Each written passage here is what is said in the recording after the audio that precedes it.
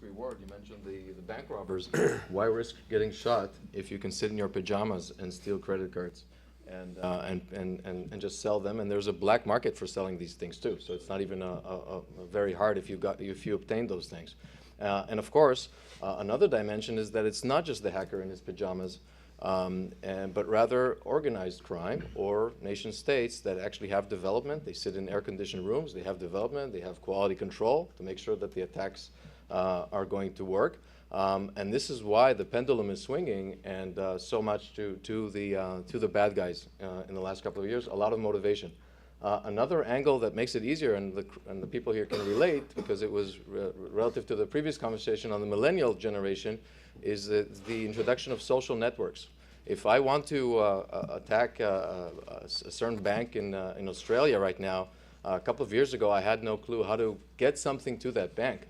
Today with LinkedIn and Facebook, I can just look at who are the database administrators, who are the finance people. I'll send the finance people an email that says salaries of upgrades or updates on the salary.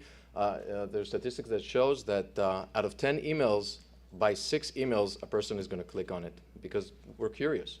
There's a CEO of a very large software company that received an email. Hey, here's your photo from the panel that you attended last week. That's again touching our weaknesses. Who's not going to click on that photo? And in that photo was embedded a hack. So with social networks, it's much easier to target organizations, send attacks that cannot be discovered by traditional antivirus, which was good against the old stuff, and basically get in. And as Rolf and others have said, the approach today and the modern approach that the good guys are taking is, okay, let's assume that they are inside. And that's already a big change of mind towards the solution. There's an aspect of this that's been touched on by a lot of the panelists, and I think there is a change in, or there should be a change in perception. I'm not sure exactly how much that has changed among business professionals. And that's that there has been for a long time this perception that there's a certain randomness or a certain non-professionalism, to generalize on that, among the adversary, when in fact there is not only increasing professionalism, but as Rolf suggested, there is industrialization, and even within the industrialization of attacks, there is specialization as well too. Some will specialize in crafting certain types of tools. Some of those will make them available in a mercenary fashion, others within a fairly open market. There's specialization in terms of industrialization of mass attacks, as Rolf suggested, these very large botnets that can be corralled fairly readily and put to any number of purposes, from distributed denial of service attacks to spam purveying, to specific types of attacks that do require this large distributed platform.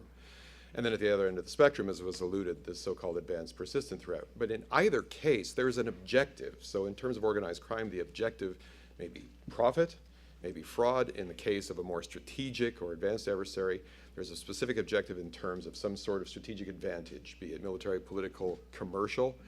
If it takes you 20 years and several $1 billion to develop intellectual capital, and I can steal the same capital within a year or so for about 1/10 of the cost, what's my motivation to not do that if my scruples are such that I'm inclined to think in those kind of terms? So it's the professionalism of the economy of cyber threats and the increasing specialization within this world that has made it an industry in its own right. And that really should raise the level of awareness that we have in terms of the nature, the systematic nature of defense that we need to pursue in order to be able to maintain visibility and control over these complex environments.